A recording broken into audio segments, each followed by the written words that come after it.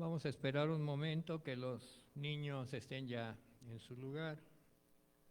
Mientras, por favor, abran su Biblia en Primera de Juan, capítulo 5, primera epístola de San Juan. No el Evangelio de Juan, sino la primera epístola de San Juan, capítulo 5.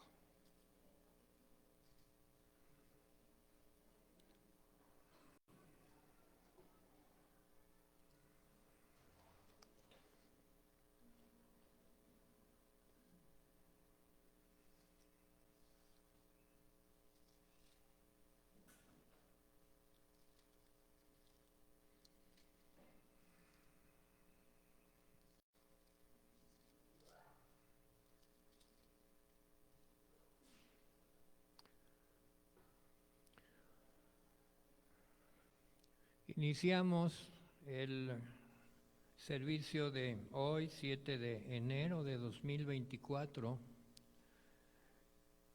pidiendo la dirección y la bendición de nuestro Padre Celestial y saludando a la iglesia que está presente, presencial, y a todos aquellos que están escuchando el mensaje de la iglesia Dios es Fiel, Tizayuca Hidalgo, en todo lugar donde se encuentren. El Señor nos acompaña a todos en este momento solemne que vamos a estudiar y abrir la palabra de Dios por revelación para que pues nos hable y nos dirija, porque sin ello no tendríamos rumbo, no tendríamos ancla para nuestra vida espiritual. Saludo a la iglesia. Estamos viviendo un tiempo Kairos, tiempo de Dios. Sí, hay fechas y el mundo le pone nombre a cada día, que si el día de los Reyes Magos, pues no hay tal, ¿verdad? Es el día del Rey de Reyes y cada día que el Señor nos dé es día del Rey de Reyes, del Señor de Señores. Todo lo demás es leyenda, es historia del mundo. El tiempo que vivimos es un tiempo Kairos, es el tiempo de Dios. Sí, 2024, 7 de enero, pero ¿qué significa eso en el tiempo de Dios? Es parte de lo que vamos a discernir en el mensaje de hoy. La iglesia que permanece en este tiempo ha de permanecer sometida, explorando, indagando, recibiendo lo que la palabra de Dios le habla a la iglesia. Lo que la palabra santa de Dios le habla a la iglesia. En el tiempo de Dios es la palabra de Dios que dirige a la iglesia de Dios. Estamos en el mundo, pero no somos del mundo. Y por la gracia de Dios permanecemos por un propósito, y cada uno de nosotros tiene un propósito. Investígalo. Tú, con tu Señor, encontrarás tu propósito. Porque a Él le perteneces. Somos de Él. Él es nuestro Señor. Somos siervos. Oremos. Allí en Primera de Juan, capítulo 5, 13 y 14, tenemos una cita para la oración. Dice: estas cosas os he escrito a vosotros, que creéis en el nombre del Hijo de Dios, para que sepáis que tenéis vida eterna, y para que creáis en el nombre del Hijo de Dios. Y yo estaba pensando, pues, ¿cuál es el nombre del Hijo de Dios? Sí, Emmanuel, Dios con nosotros, Yoshua, pero ese es el nombre del Hijo de Dios, está en toda la Biblia. Está en toda la Biblia, yo solo doy una cita y la vamos a leer, Isaías 9, versículo 6. No crean que es la única cita que habla del nombre del Hijo de Dios. Hay muchas. Toda la Biblia habla de Él. No hay tal cosa que el antiguo pacto, que el nuevo pacto, que el Antiguo Testamento es una cosa, que el nuevo es otra, que solo el Nuevo Testamento nos habla de Cristo. Toda la Biblia, de principio a fin, la palabra nos habla del Hijo de Dios. Pero esta es una cita escogida, muy hermosa. Dice Isaías 9:6, porque un niño nos es nacido, hijo nos es dado, y el principado sobre su hombro, y llamará su nombre admirable, consejero, Dios fuerte, Padre eterno, príncipe de paz. Lo dilatado de su imperio y la paz no tendrán límite sobre el trono de David, su reino, disponiéndolo y confirmándolo en juicio, en justicia, desde ahora y para siempre. El celo de Jehová de los ejércitos hará esto. Es solo una cita, pero toda la Biblia habla del nombre del Hijo de Dios. Oremos.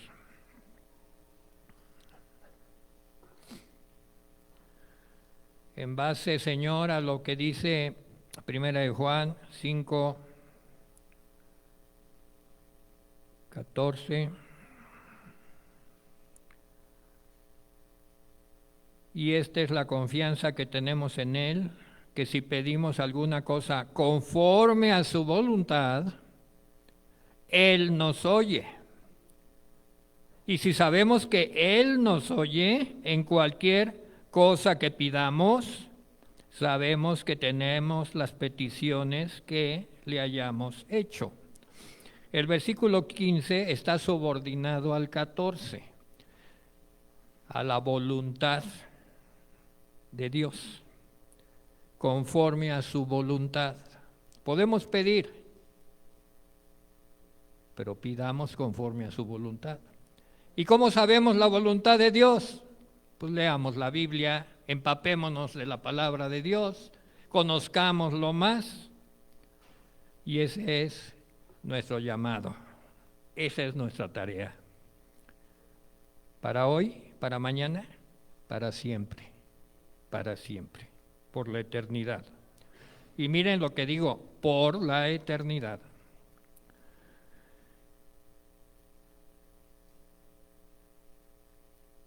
Oremos pues. Señor, según tu palabra queremos orar. Orar por la iglesia en todo lugar del mundo. Es tu iglesia. Oramos porque tu iglesia camine en la verdad. Porque tu iglesia camine en la verdad. Porque tu iglesia represente los atributos de tu nombre. Oramos porque tu iglesia sea fiel. Oramos porque tu iglesia se sostenga ante la adversidad y ante las ofertas del mundo. Firmes. Oramos porque tu iglesia sepa alabarte, sepa llegar al trono de alabanza, al trono de justicia, que tu iglesia sepa ponerse de rodillas y clamar a tu nombre y esperar tu voluntad. Oramos porque tu iglesia anhele conocer cada día más quién tú eres. Que tu iglesia en todo lugar del mundo camine en la verdad. Oramos también por aquellos que buscan la verdad. Todavía no están en tu iglesia, pero tienen el deseo de conocer la verdad. La verdad. No les satisface el mundo, no les satisface las filosofías. Buscan la verdad, oramos por ellos, que el Espíritu Santo prepare sus corazones para que te conozcan a ti, el único Dios verdadero, y a Jesucristo a quien tú has enviado. Oramos por los que están en crisis de salud, crisis de identidad, crisis de personalidad, crisis de falta de perdón, crisis de familia, crisis de nación, crisis de todo tipo, Señor. Pero estas crisis, Señor, sabemos que van a levantar la gran cosecha de creyentes del final de los tiempos. Oramos por los que están en persecución por causa del Evangelio. En todo lugar, aún en las familias hay persecución por causa del Evangelio. En las escuelas, lugares de trabajo, el verdadero creyente es perseguido. El verdadero creyente es humillado.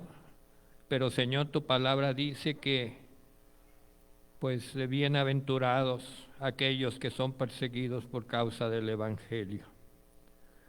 Oramos por los que buscan el reino de Dios, por los que buscan genuinamente una entrada al reino de Dios, la puerta angosta. Oramos por ellos, oramos por nosotros, por cada uno de nosotros. Señor, es el camino estrecho, es la puerta angosta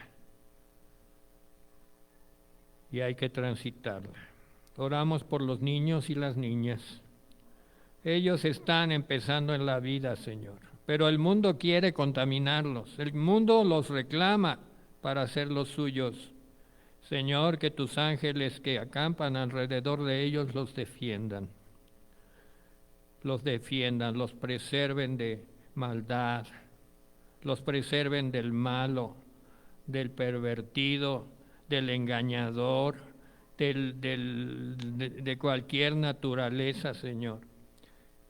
Oramos por esos niños y niñas del mundo, porque son tuyos, Señor, y tú tienes planes para ellos, y tú los llevarás de tu mano, y los levantarás, y los tendrás muy cerca de tu corazón. Oramos por los ancianos y los desvalidos. Señor, aquellos que están en el final de su carrera y que generalmente están solos, generalmente pues están segregados, las familias están muy ocupadas para visitar a sus viejos, para hacerles compañía, se buscan ocupaciones, hacen fiestas, no los llevan, no los incluyen, no les llevan calor humano. Pero tú sí, Señor, tú los conoces, a los ancianos, tú los visitas, tú les haces compañía. Sus corazones muchas veces están endurecidos por las desavenencias de la vida, por las ingratitudes, pero tú, Señor, los puedes ablandar. Prepara sus corazones, Señor, para que estén tiernos delante de ti, para que cuando tú los llames, Señor, puedan oír tu voz, para que no se endurezcan, porque Señor, llevan toda una vida, Señor, y tú los has acompañado.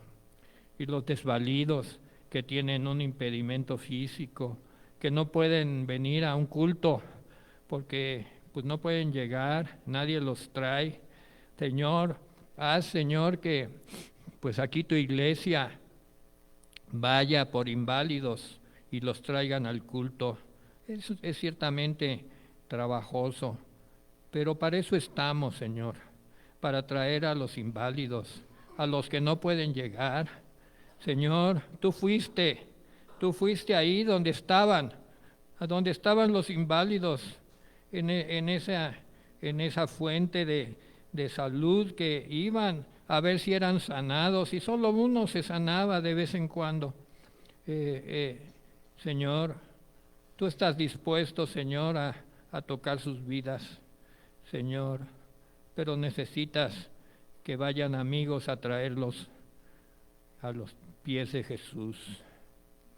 Oramos por los que están luchando en guerras que no entienden, en guerras injustas, en guerras insensatas, por las familias que se quedan truncas porque sus jefes de familia son muertos en las guerras, se quedan huérfanos, viudas, Señor, por la injusticia del mundo, por la insensatez de los líderes, por la insensatez de la humanidad sin Cristo, sin Dios, solamente moviéndose en sus pasiones y en sus ambiciones. Oramos por los soldados que están en esas guerras y por las familias de los soldados. Señor, ellos no tienen la culpa, solo los han enviado, los tomaron de la calle y los enviaron a la guerra. Señor, oramos por ellos, Señor, porque allí ellos buscarán de ti, quizás, buscarán de ti. Oramos por las víctimas de la delincuencia. Señor, hay mucha maldad, tú lo sabes, y hay víctimas, continuamente, todos los días hay víctimas de la delincuencia. Nada hicieron para ser víctimas, solamente el maligno los escogió para ser atacados, para ser violados, para ser vulnerados, Señor, siendo inocentes. Así fue con Jesús. El maligno lo vulneró siendo inocente. El maligno lo maltrató hasta el grado máximo. Oramos por esas víctimas de la delincuencia y aún oramos por los delincuentes. Sabemos, Señor, que muchos de ellos están allí amenazados por las cabezas, por los líderes, y los tienen pues atrapados en vicios y en la misma delincuencia y no pueden salir. Tú eres el camino de salida, Señor. Tú eres el camino de restauración. Tú tienes el poder para romper esos círculos viciosos y círculos de maldad. Tú lo eres. Tus manos son fuertes. Tú tienes el poder. Nadie como tú, Dios fuerte, Padre eterno, Príncipe de paz. Te damos gracias porque nos hemos podido reunir este domingo, porque tu Espíritu campea en medio de nosotros y en nosotros, porque amamos a Jesús y te amamos a ti, porque te conocemos cada día más. Danos, Señor, la sabiduría para aprovechar el tiempo en tu palabra. En el nombre de Jesús. Amén. El título del mensaje es el siguiente. Es un versículo. Lo puedes leer en 1 Corintios 13, 9 y 10. Dice, pero ponme atención. En parte conocemos y en parte profetizamos. Mas cuando venga lo perfecto, entonces lo que es en parte se acabará. La palabra de Dios hay que masticarla porque no entra a la primera. Así es que lo voy a repetir. porque te puedo retar a cualquiera de ustedes a que me lo repitas y va a ser difícil, aún unas líneas de la palabra de Dios. Pero este año y desde hace tiempo esta iglesia tiene como propósito edificarse en la palabra de Dios. Y por eso estamos aquí. Muchos, pocos, yo no sé si somos muchos o somos pocos. Dios lo sabe. Pero lo que sí sabemos es por qué estamos aquí. Eso sí lo sabemos, ¿verdad? O alguien que ha venido todavía no sabe por qué está aquí. Nada más te pido que pongas atención. Si todavía quedan dudas al final, podemos platicar. Bueno, este versículo que dice que en parte conocemos y en parte profetizamos, es parte de un capítulo muy conocido que es 1 Corintios 13, que habla del amor. Y es un capítulo que casi en todos los casorios, ¿verdad?, se lee. Y entonces el marido le dice a la esposa, el amor todo lo sufre, todo lo puede, todo lo espera, así me debes de esperar, así me debes de querer, como dice la Biblia en 1 Corintios 13, y la esposa se queda, bueno, ¿y tú? ¿No me vas a querer, no me vas a esperar, no me vas a soportar? No es para eso la Biblia, fíjense que no lo es. La Biblia es un manual y un compendio de la sabiduría que Dios quiere transmitirnos. Y está perfectamente estructurada. No hay errores en ella de concepción, de estructuración. Si acaso por ahí alguna coma o en alguna traducción de un idioma a otro, pero el concepto es perfecto. Viene de Dios. No tenemos otro manual, no existe. Si alguien te dice, pues mira, léete la Biblia y además el del libro de los Vedas o el Corán, para que tengas más cultura teológica, pues no, solo hay uno, la Biblia que habla de Cristo, de principio a fin. Y bueno, dejando el asunto del tema que parece que era el principal tema de 1 Corintios 13, el amor, pues nos vamos también a 1 Corintios 13 y habla, después de que define todo esto del amor, que habla del carácter de Cristo, es el único que ha manifestado en perfección el amor de Dios en un cuerpo carnal, en un cuerpo humano. Pero todos los demás que nos hemos acercado a la palabra de Dios, pues lo tenemos como meta. Pero aquí, Corintios era una iglesia muy bendecida por Dios. Para su crecimiento el Señor había dado muchos dones, los dones. Pero este versículo habla de que la iglesia de Corinto estaba llena de un orgullo por los dones, ¿verdad? Y había discusiones entre ellos quién tenía más dones, ¿verdad? O quién hablaba las lenguas con más soltura, o quién tenía revelación del cielo, ¿verdad? Y profecía, y ¿verdad? El que tenía un don se sentía superior a los otros, o ciencia, o conocimiento. Y había conflictos, no era una iglesia de la cual el apóstol Pablo la pusiera como un ideal, como un ejemplo. Pero sí era una iglesia que el apóstol corrigió. Y lo corrigió para que la iglesia de hoy supiera y se ubicara, ¿verdad? Allí en el versículo 11 de 1 Corintios 13, 11, vamos.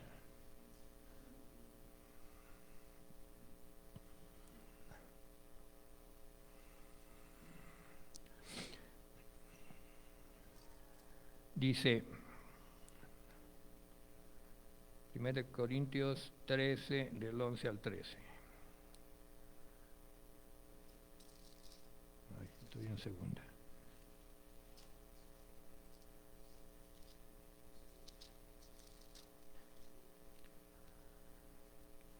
Dice, cuando yo era niño, hablando de los dones, cuando yo era niño, hablaba como niño, hablaba, se refiere a las lenguas. Juzgaba como niño, juzgaba, pensaba, habla de la profecía. Juzgaba como niño, la ciencia. Todo lo compara el apóstol Pablo, todos los dones los compara a un niño. Fíjense, a un niño. Mas cuando ya fui hombre, ya hubo madurez, dejé lo que era de niño. Ahora vemos por espejo oscuramente, mas entonces veremos cara a cara. Ahora conocemos en parte, pero entonces conoceré como fui conocido. Ahora permanecen la fe, la esperanza y el amor, estos tres, el mayor de ellos el amor.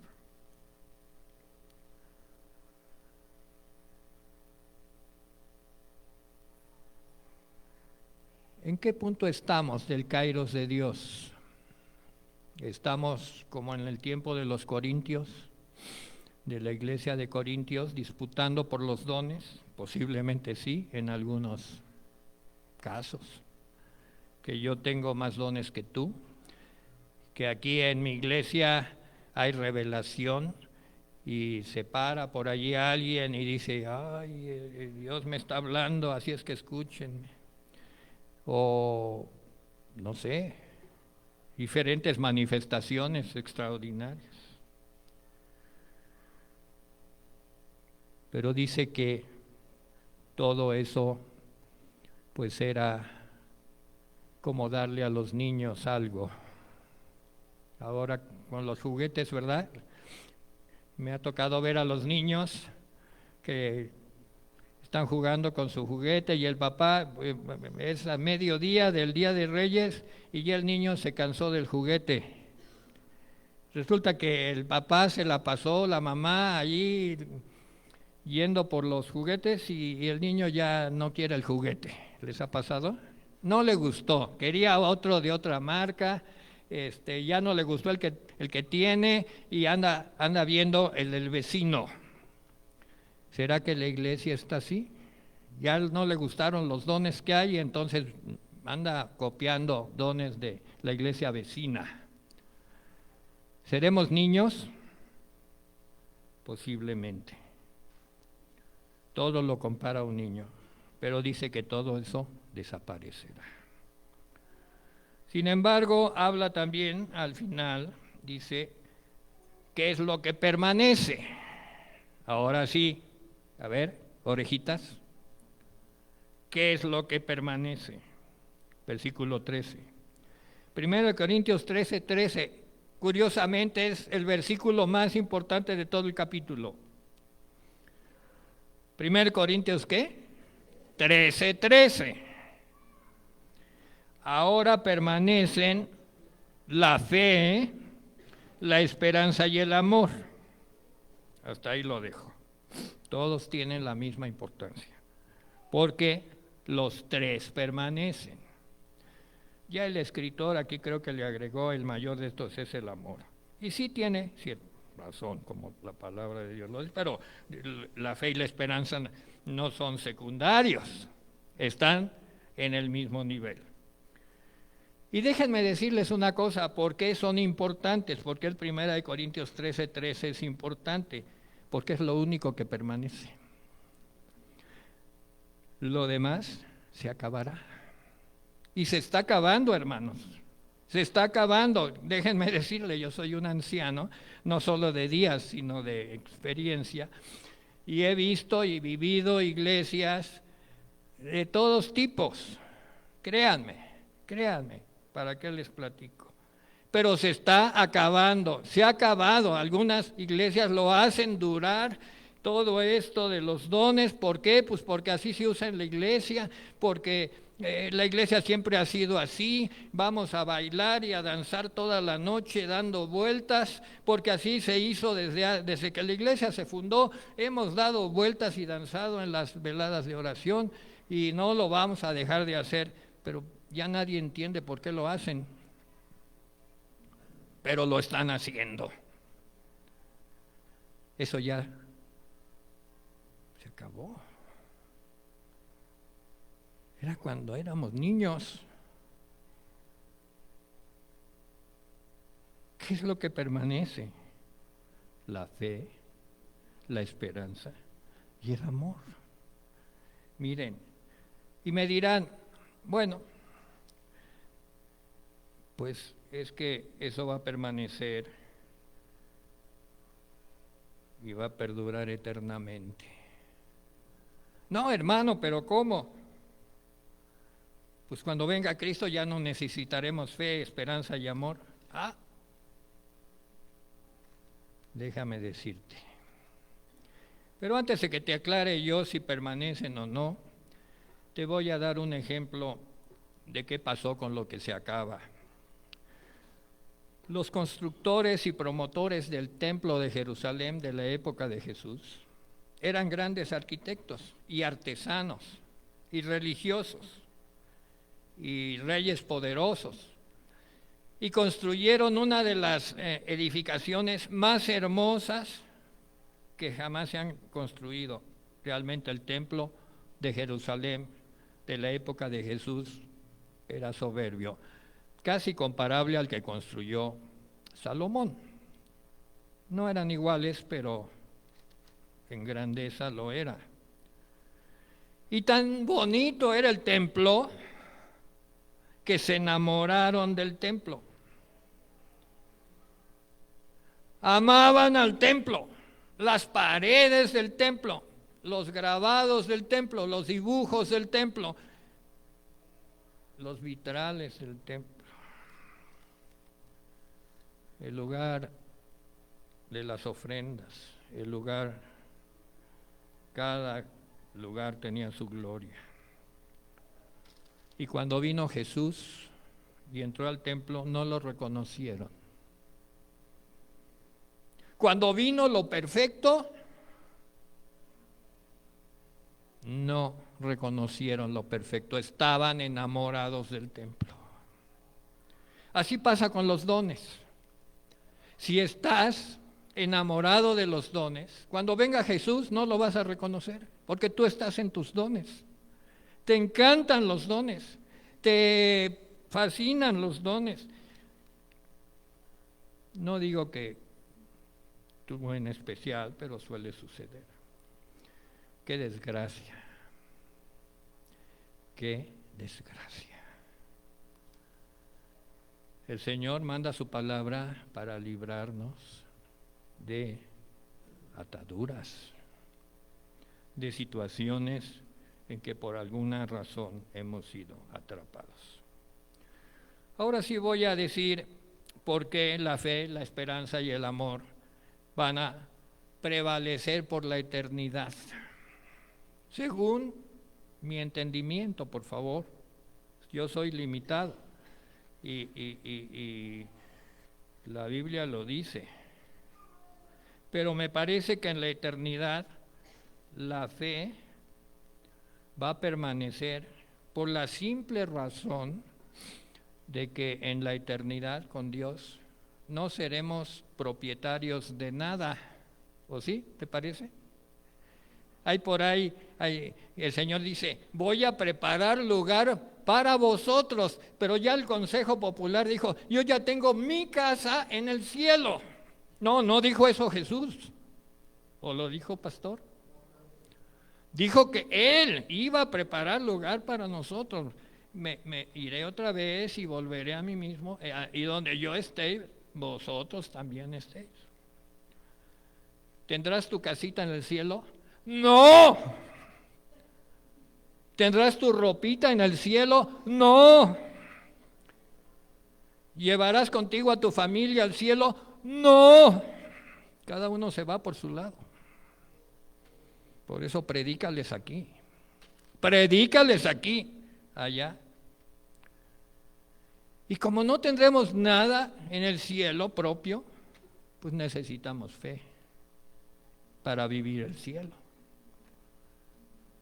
Aquí, imagínate que llegaras y te dijeras, no, ya no puedes entrar a tu casa porque ya la tomaron otros, ya no tienes casa. Ya tu ropa ya también se la llevaron. Tu coche ya no está.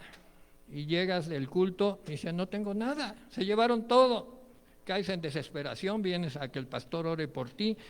Necesitas tener cosas para estar seguro aquí. ¿Y qué tal que llegas al cielo y te das cuenta que no tienes nada?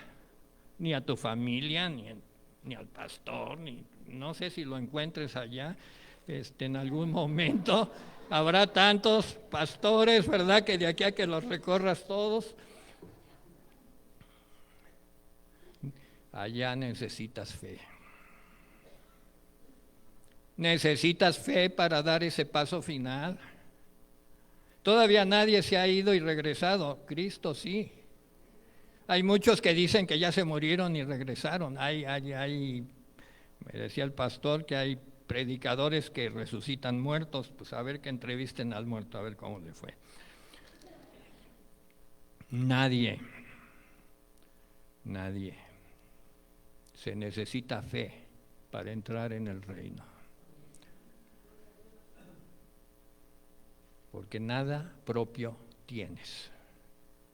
Vives por fe. Aquí no vives por fe. Tienes tu casa, tienes tu cuenta de banco, tienes tu despensa. No vives por fe, no me digas, no me cuentes. Allá sí, porque no vas a llevar nada. Me parece. La esperanza. Acuérdense que son tres: la fe, la esperanza y el amor. La esperanza es necesaria, porque por medio de la esperanza nos apropiamos de las promesas. Hay promesas de Dios. ¿Y por qué si hay tantas promesas de Dios hay tanta gente desesperanzada en la iglesia? ¿Por qué? Esta palabra preciosa está llena de promesas. Alguien las contó, son miles. ¿Y dónde está nuestra esperanza? Necesitamos que el pastor ore por nosotros, nos dé algunos versículos y ahí nos vamos y todavía dudando y por aquí, por allá. Ahora llegando al cielo,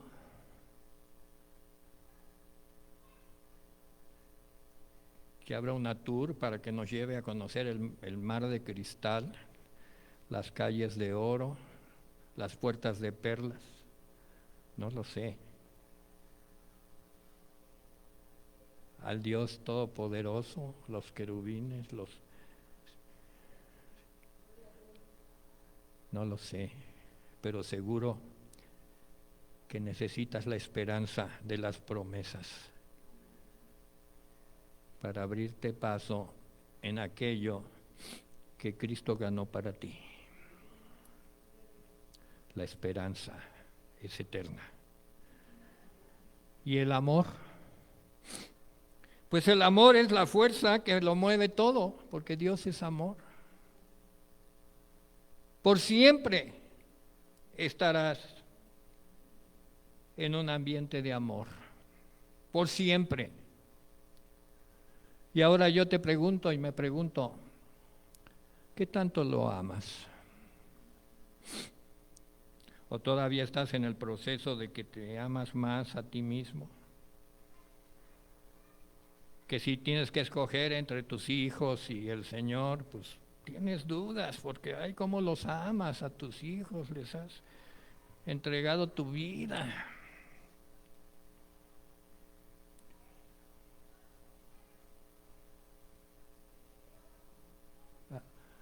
En la madurez que has tenido en Cristo, ¿has sentido que tu amor por el Señor ha aumentado? ¿Cómo lo mides? ¿Cómo lo percibes? ¿Que amas más al Señor ahora?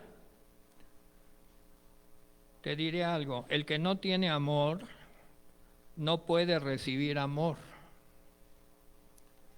y por tanto no puede dar amor. Es un círculo vicioso que el mundo ha impuesto y que muchos dicen, nadie me ha querido, yo no quiero a nadie, porque nadie me ha querido y no estoy dispuesto a dar, porque nadie me ha querido. Y como nadie me ha querido, yo no voy a dar, porque nadie me ha querido, ni nadie me quiere, yo no voy a querer. ¿Y cómo se rompe eso? Estás bloqueado, no recoge, no da fruto, no es del reino, no pertenece al reino. Pero viene a la iglesia, ¿qué puede hacer? Pues orar a Dios, pedirle que rompa ese círculo, porque el que no ama no ha conocido a Dios y no es de Dios. Y muchos no vienen a la iglesia porque dicen, me van a criticar, no me van a amar, no me van a amar. Es que soy esto, tengo estas costumbres, no me van a amar así como soy. ¿Para qué voy? Puras críticas. ¿Cómo sabes? ¿Has abierto tu corazón al amor de Dios? ¿O está cerrado? Y si está cerrado y no lo quieres abrir, pues así te vas a quedar. Pero el amor, Dios está dispuesto a dártelo. Seas quien seas, está dispuesto a dártelo. Hay que romper el círculo cerrado del egocentrismo. Y hay egocentrismo no nada más como personas, sino como iglesias. Hay iglesias que dicen, es que todos nos critican, pues vamos a encerrarnos y que nos critiquen, no nos importa, tampoco nos importan los demás. Es una iglesia, vamos a decirle a un individuo cerrado, ¿verdad? No quiere nada con los demás, así hay. Te digo algo, la obediencia sin amor, aunque tú digas yo obedezco a Dios, pero no lo amas, te va a traer soberbia. No te va a traer una entrada al reino, no. Te va a hacer un soberbio cristiano, entre comillas. Obedeces sin amor. Dices, sí, yo hago lo que me dice el pastor. Lo que me diga, yo lo hago. No estoy de acuerdo, pero con tal de no entrar en controversia. Tampoco lo hago con muchas ganas, porque pues, no estoy de acuerdo, no estoy en la esfera del amor. Entonces eres un soberbio. El amor sin obediencia, pues ¿qué trae? Caos, desorden. Vamos a amarnos, ahorita interrumpimos el culto y vamos a darnos abrazos todos. Bueno, al fin que nos queremos mucho. Vamos a amarnos sin orden, caos, desorden. Amor sin obediencia es caos y desorden. Lo único que le da la gloria a Dios es la obediencia con amor, el amor con obediencia. Pon al principio lo que quieras, obediencia con amor, amor con obediencia. Pasa entre las parejas, ¿verdad? Se conocen dos jóvenes y, me gustas, te gusto, vamos a amarnos. ¿Con obediencia a Dios o sin obediencia a Dios? No, pues, como sea.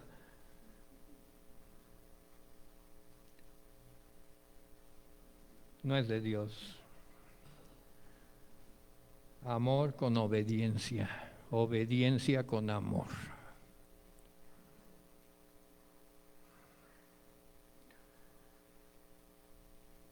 ¿En qué tiempo de la iglesia vivimos? ¿Cuál es el kairos del plan divino? ¿Será que lo más importante siguen siendo los dones? ¿Hacia dónde vamos? ¿Cómo hemos cambiado desde que conocimos al Señor Jesucristo? ¿Cómo has cambiado? ¿Cómo ha sido tu vida? ¿Has cambiado para bien? ¿O te has transformado en una persona medio amargada? Es decir, vienes a la iglesia, pero como has tenido que dejar tantas cosas, pues estás medio amargado porque pues ya no te habla cierta área de tu familia, te critican, cambiaste de religión, etcétera. ¿Cómo ha cambiado tu carácter desde que conoces a Cristo? ¿Para bien? ¿O te has traumatizado? Hay gente traumatizada. Y esto se ve en el fruto. ¿Tienes fruto en tu vida? ¿Tienes fruto? ¿Estás dando fruto? ¿Has madurado o solo has envejecido? Porque a veces decimos, bueno, pues ya es un viejo en Cristo y nada más. El apóstol Juan, cuando escribió esto de Primera de Juan, Segunda y Tercera de Juan, tenía 90 años. 90 años de edad, había pasado muchas cosas, entre 90 y 100 años. Y había madurado mucho. ¿Has logrado perdonar? Hay muchas cosas que todavía trae uno allá adentro. Cuando tu carácter como cristiano sigue siendo casi el mismo que como en el mundo eras iracundo y sigues siendo iracundo, es que tienes que analizar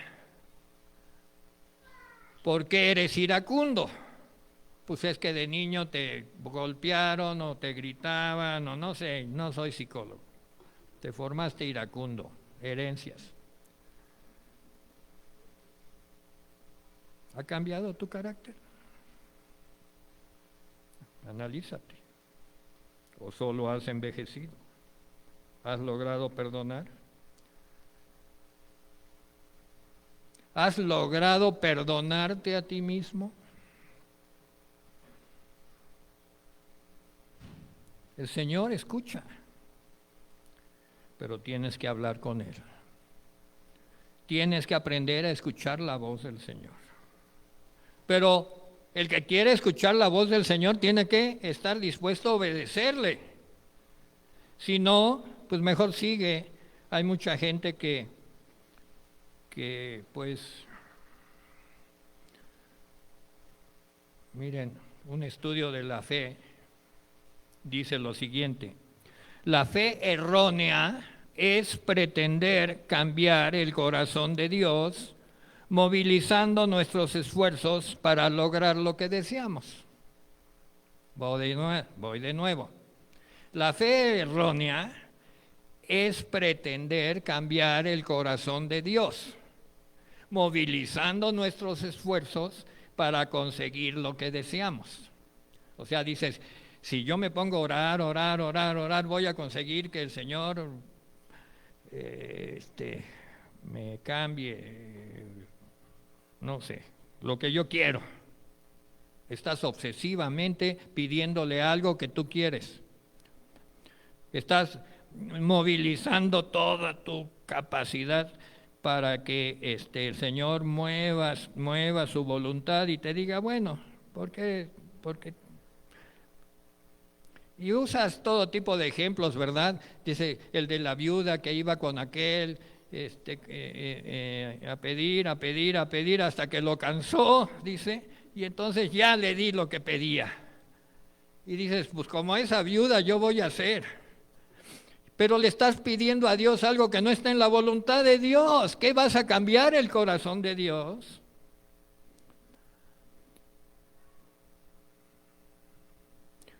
Ahora te digo, la verdadera fe es la obra. Fíjense, la fe es una obra. La obra de conocer a Dios. de ir transformándonos en la persona que alegra el corazón del Padre. Todo lo que le pidas tú a Dios que transforme en tu vida para que seas del agrado del Padre, el Señor va a oír y va a decir, me está pidiendo algo que me gusta. Quiere ser como yo, quiere agradar mi corazón. Pero ve problemas pero yo lo voy a cambiar, voy a transformar a ese creyente. Su fe es verdadera, quiere llegar a ser de mi estatura.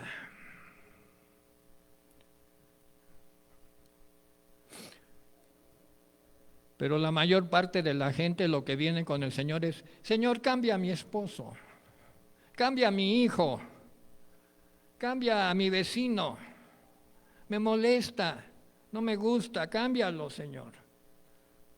Y nada, siguen igual, porque no estás orando bien. Debes orar, cámbiame, quiero ser como tú, que hace salir el sol sobre justos e injustos. La fe no es una técnica o una manera de lograr algo, no lo es. Es la sabiduría que viene de Dios para caminar en pos de la santidad de Dios. ¿Te atrae la santidad? ¿O la repeles? Los cristianos que no me hablen de santidad. Todos somos pecadores. La verdadera fe es del que anhela que el Señor lo transforme en pos de su santidad. Fíjense, impávidos ante la oferta del mundo. Impávidos ante la oferta del mundo. Cuando el mundo se da cuenta que tú estás orando a Dios para que te lleve en el camino de santidad, el mundo va a movilizar sus recursos del mundo para ponerte ofertas. No, hombre, no te vayas por ese camino, es muy aburrido, mejor vente por acá, acá está más atractivo, vas a desperdiciar tu vida, tu juventud, esto, lo otro, luego ya nadie te va a querer, esto, lo otro, jálale por la diversión. Pero dices, yo quiero ser como tú, Señor. Quiero ser santo como tú eres santo. Quiero caminar en pos de tu santidad. Dame fuerza para estar impávido ante los ataques del mundo.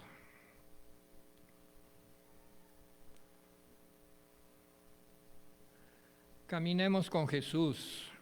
¿Y qué significa caminar con Jesús? Mira, toda la gente dice, mira, si quieres progresar en el Evangelio, pues piensa en Jesús. Y empiezas a pensar en Jesús en la mañana y te levantas y dices, Jesús, pienso en ti. Qué padre, dice Jesús. Y luego, no, pues ya me tengo que ir a la escuela, al trabajo, etcétera. Pero ya pensé en ti. Bueno, pues el Señor se queda, tenía unas cuantas cosas que hablar contigo, pero pues luego lo vemos. No basta con pensar en Jesús, no basta, te lo digo. Podemos invertir nuestra vida y de vez en cuando pensar en Jesús y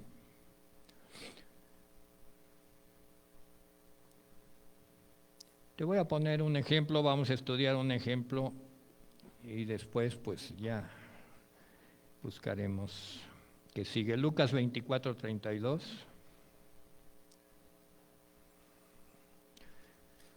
Porque la Biblia nos dice el qué, pero también nos dice cómo.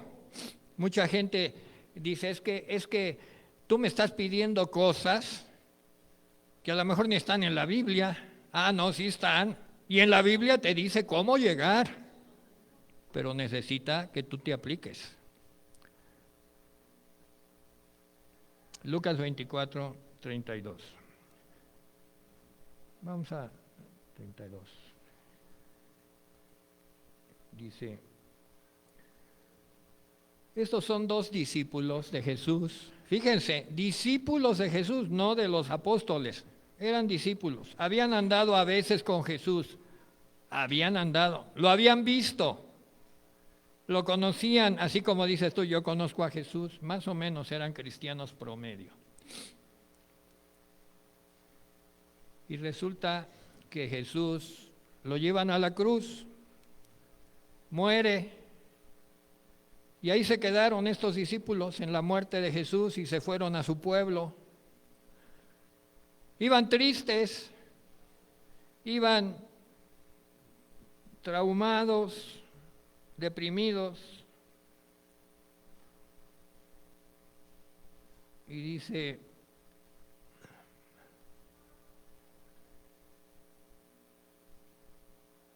y estos estaban sus ojos velados para que no le conociesen, y dijo, ¿qué pláticas están ustedes teniendo mientras camináis por el camino? Y dijo uno de ellos, Cleofas, ¿eres tú el único forastero en Jerusalén que no ha sabido las cosas que en ella han acontecido? Este es el versículo 18.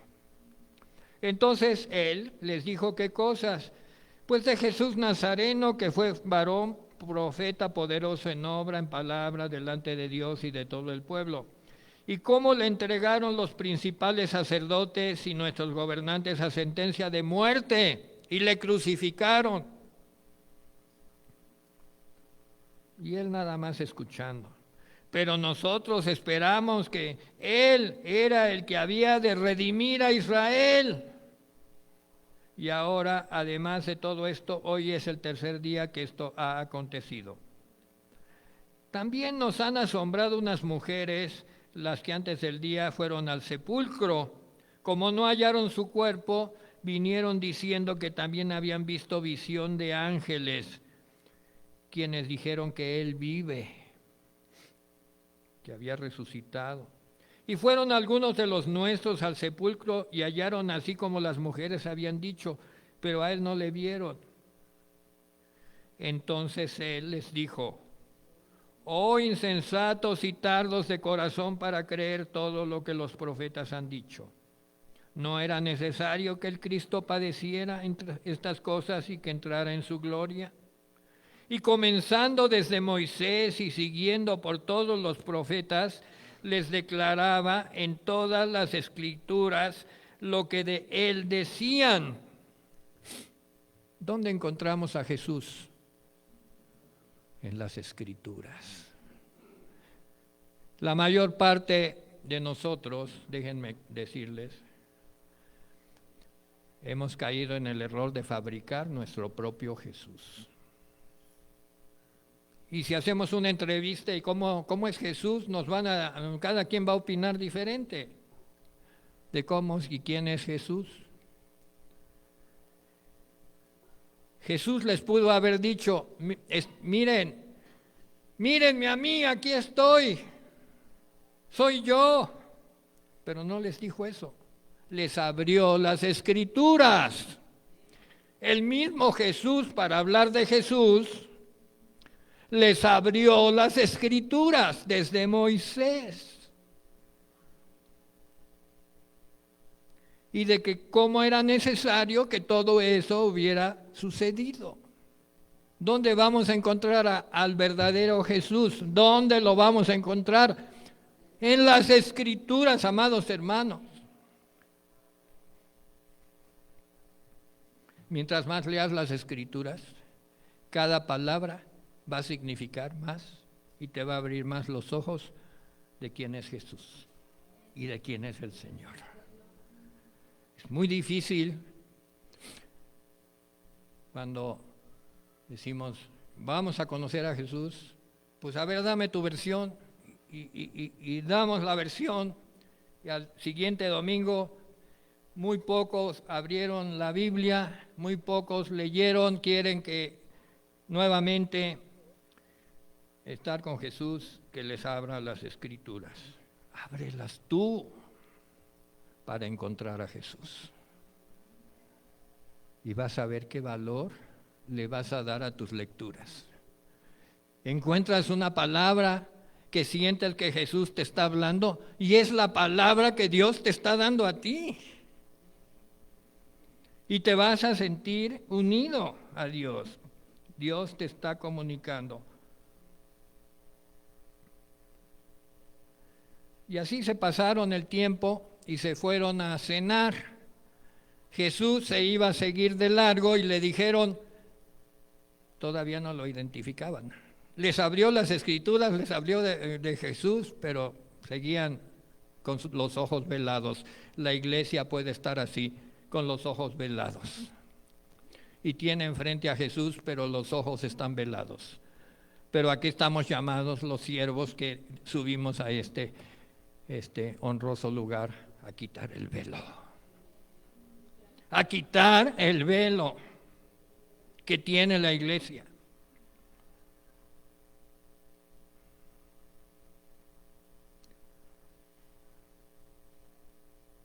Versículo 29. Ellos le obligaron a quedarse diciendo, quédate con nosotros porque se hace tarde. La aldea que iban estaba a unos 5 kilómetros de Jerusalén y era tarde. Lo invitan prácticamente a pernoctar allí. El día declinado, quédate. Estando sentados con ellos a la mesa, tomó el pan, que es lo que vamos a hacer hoy, y lo bendijo, lo partió y les dio. Entonces les fueron abiertos los ojos. Cuando tú abres la palabra con fe y te metes a leer y dices, no me voy a parar hasta que el Señor me hable, pero no quiero que me hable a través de mis oídos humanos, háblame a través de la palabra, entonces serán abiertos tus ojos y tus oídos. Y le reconocieron. Y en el momento en que le reconocieron, ¿qué creen? Se quedó a departir alegremente la cena. Desapareció. Y entonces comentaron uno al otro. Se convirtió ese lugar en una iglesia. Y decían, ¿no ardía nuestro corazón en nosotros mientras nos hablaba en el camino y cuando nos abría las Escrituras? Versículo 32. ¿Tú has sentido que arda tu corazón? Amado hermano, hermana, persona que nos visitas, ¿alguna vez has sentido que tu corazón arde? Amén. Gloria a Dios. Así sintieron estos discípulos.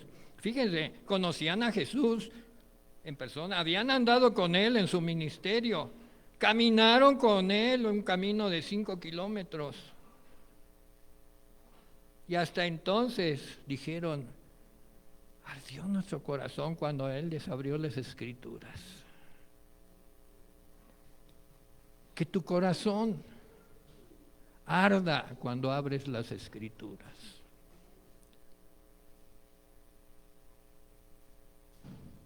Y levantándose en la misma hora, volvieron a Jerusalén, hallaron a los 11 discípulos reunidos y a los que estaban con ellos, que decían, ha resucitado el Señor. Verdaderamente ha resucitado. Ha aparecido a Simón, Pedro. Ellas contaban las cosas que les habían acontecido en el camino y cómo lo habían reconocido al partir el pan.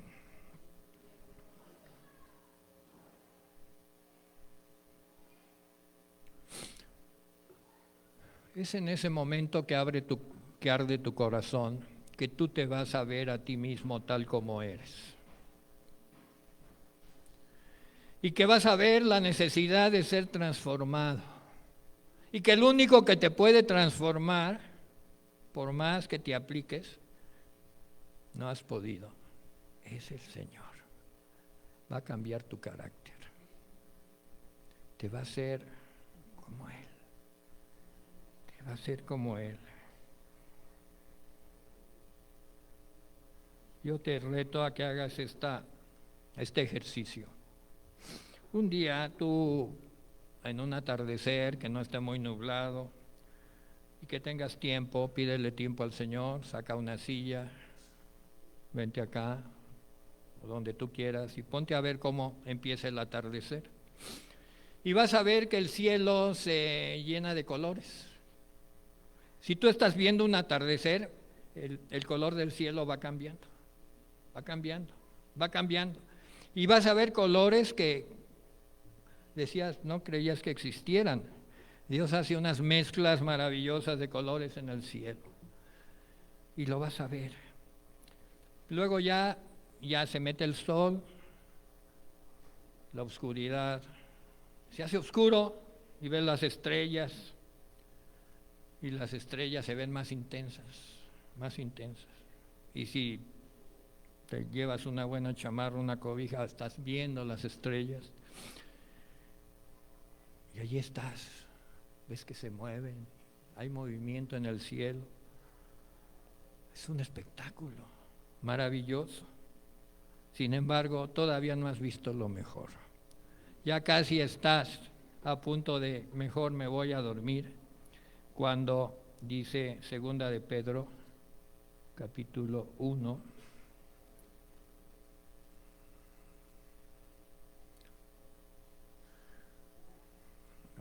al final, antes de Apocalipsis y antes de Juan, Primera y Segunda de Pedro, capítulo 1, es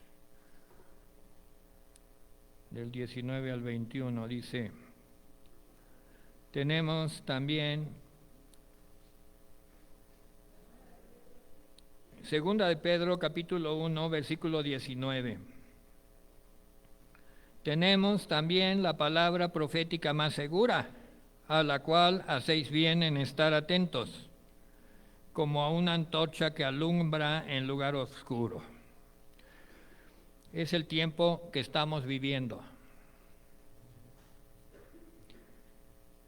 Estamos en un lugar oscuro, estamos en lo más profundo de la noche, estamos allí viendo las estrellas y queremos saber de Dios. Pero tenemos la palabra profética, pero la palabra profética es como una antorcha. Una antorcha. Hasta que el día esclarezca y el lucero de la mañana salga en vuestros corazones. Que es lo mismo que dice en 1 Corintios 13, ¿verdad? ¿Verdad que pues hemos de disipar las tinieblas con la luz? El lucero de la mañana. Se termina todo lo que es en parte y aparece lo perfecto. Y lo perfecto está anunciado por el lucero de la mañana que aparece en nuestros corazones. Y luego, 19, todo se aclara. El día esclarece. Ya no hay dudas, ya no hay incertidumbres, no hay profecía, ya no hay sabiduría, ya no hay... Todo está claro. El lucero de la mañana sale en nuestros corazones. Y aclara que ninguna profecía de la Escritura es de interpretación privada, lo cual quiere decir que el Señor te puede dar palabra a ti, a mí, no es privado, porque nunca la profecía fue traída por voluntad humana, sino que los santos hombres de Dios hablaron siendo inspirados por el Espíritu Santo. Versículo 21, Primera de Pedro 1:21. Y aquí es donde se une esta enseñanza de Pedro con la de Pablo en 1 Corintios. En parte conocemos, en parte profetizamos, mas cuando venga lo perfecto, lo que es en parte se acabará.